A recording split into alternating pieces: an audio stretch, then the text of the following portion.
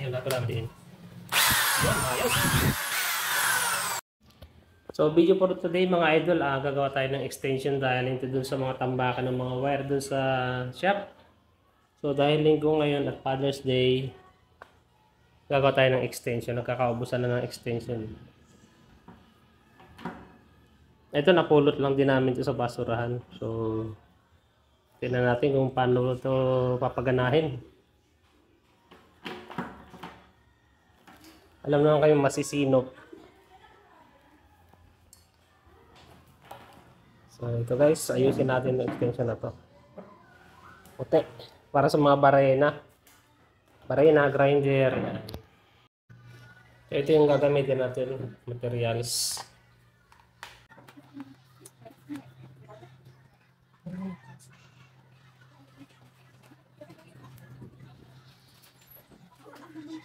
So ito na may wire na tayo dito. So tatluhan to, so ito green pala yung green. Kasi meron na siyang itim dito.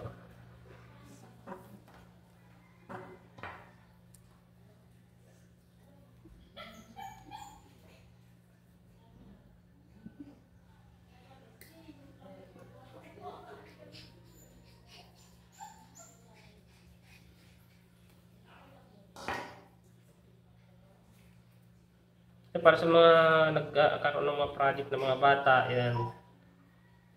Yung anak ko nakaraan, grade 6, nagagawa sila ng extension wire. Project din nila sa school. So ito, maganda to sa mga beginners.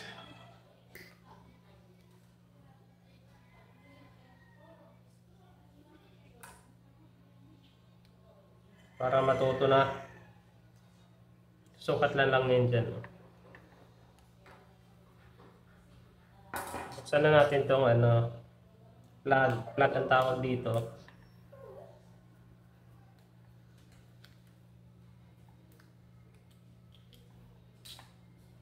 Ayan, may pang-ipit. Ito yung pang-ipit dito sa cable para di nahihila. Tanggalin rin natin to.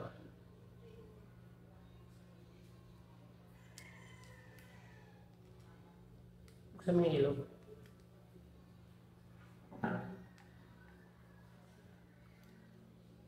Sa dulo. Ay, nahulog pa. Talaga? Yan. Kita mo? Bakit nahulog?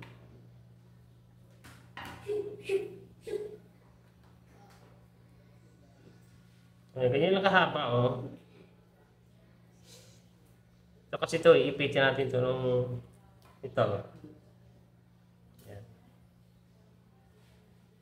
So, kulang pa.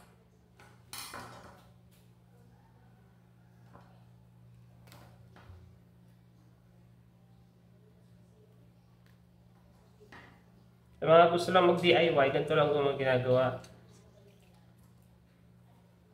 DIY ng extension wire. Ayan. So, ikot-ikotin lang din. Kasi malambot lang naman to. Ayan. Tapos tanggalin natin yung tornilyo nito isa.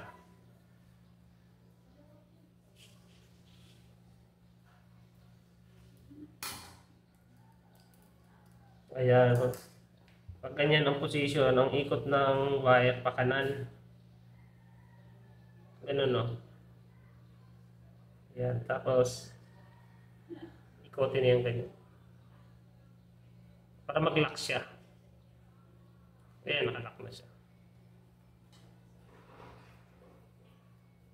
Dalawa yan.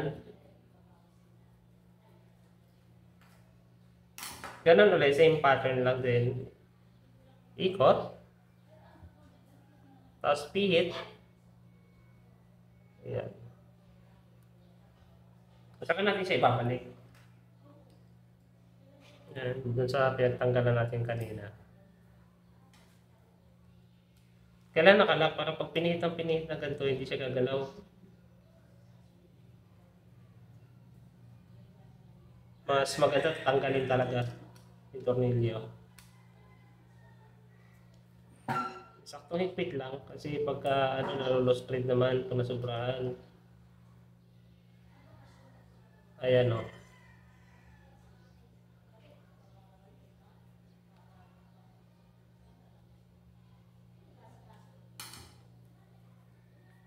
So, itong green, hindi na natin kailangan to. Putulin na rin.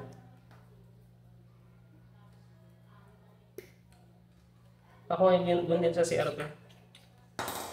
Ay, okay na. Putol na pala.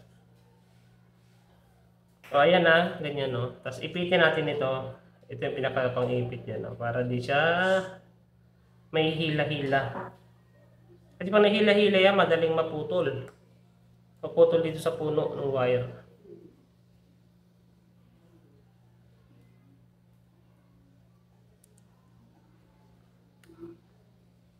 Napakadali lang naman to. Para sa mga estudyante. Kasi meron din akong anak na estudyante. Project sila ng paano daw gumawa ng extension wire. Ayan. Babalik na natin to. Sakto. Ipit na ipit siya. Oh.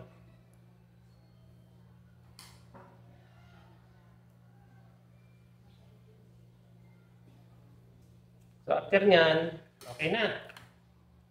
Ito naman sa kabila.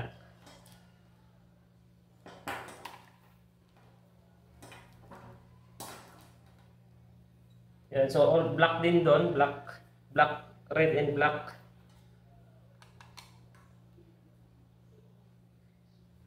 Buksan na para makita na natin yung loob. Yung paglalagyan ng wire.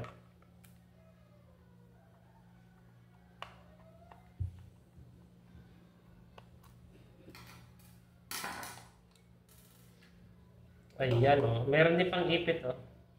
Isusukat lang natin yan, oh. Yan. Iikot dito. Sakto na ito. Sakto na itong haba na to. Mga 2.5 inch o 6 cm. Sakto na yan.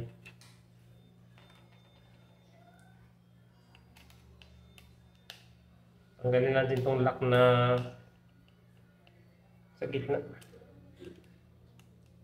Ito kasi yung nagpapatibay sa wire para di siya mahila-hila, mahugot-hugot. Sa pagbalat naman itong wire, ipitin lang yan ng bahagya. Ganun, no? Bahagyang ikipit lang sa sila. Kaya masyadong ipitin kasi din makuputol yan.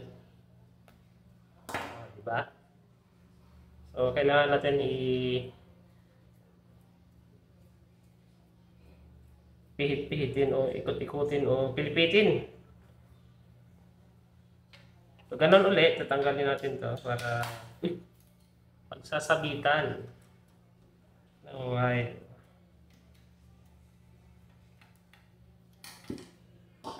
Ayan. Meron ako dito mga kasamang bata. Siyempre, pagkatagalan nito, halika dito ba? Sa camera ka ba? Magkakaroon din sila ng project nito sa school. Kung mga grade 5 or grade 6, yan, project yan sa school.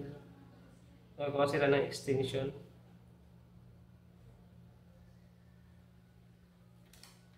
So, dalawa.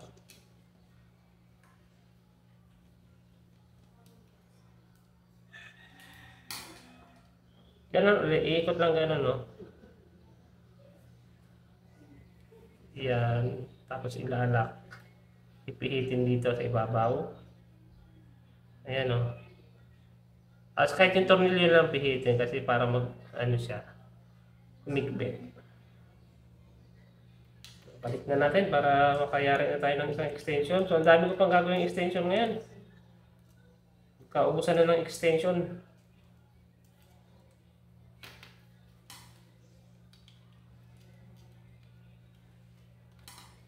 Tatlong extension pala gagawin natin.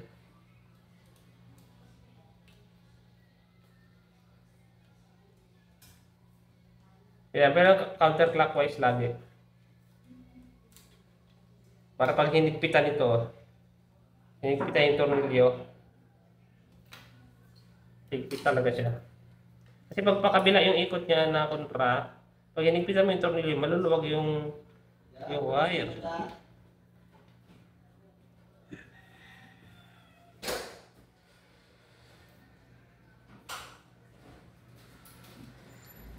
Yan, o.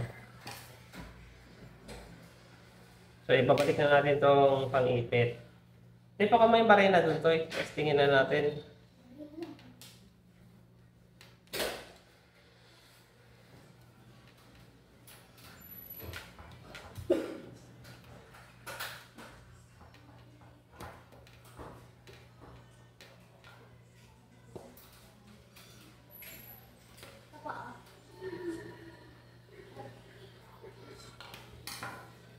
Testing.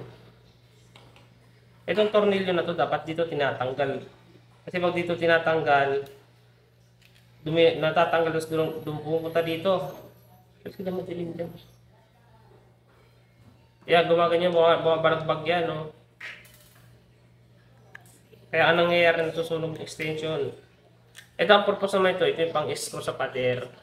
Ito yung butas niya, no? Ito tornilyo yan sa pader. Yan yung butas. Pag gusto maipit sa pader, ito yung tornilyo na gagamitin.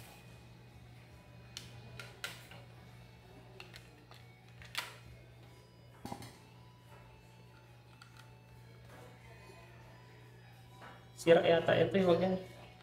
Yung isa. Hindi ko na Dilaw.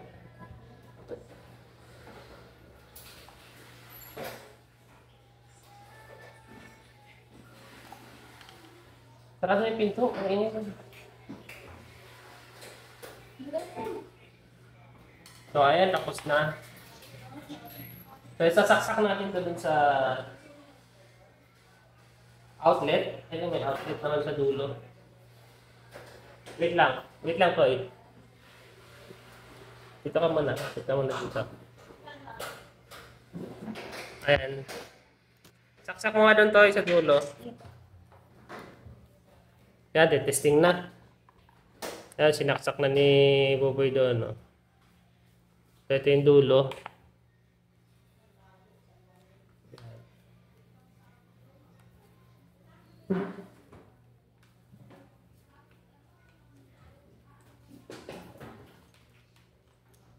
So, dahil ano to, bilog. Yan, bilog. Hindi na kailangan ng adapter kasi yung binili natin na extension wire. Yan, on universal.